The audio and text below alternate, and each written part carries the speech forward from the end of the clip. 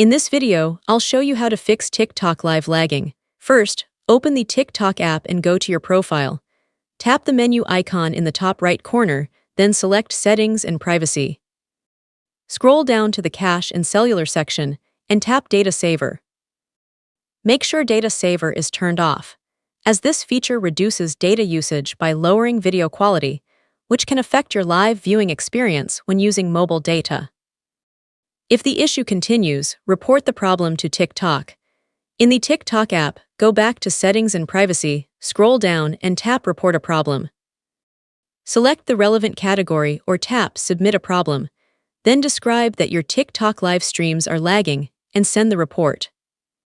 Keep in mind that live lag can also be caused by a slow internet connection, server issues, or temporary app bugs.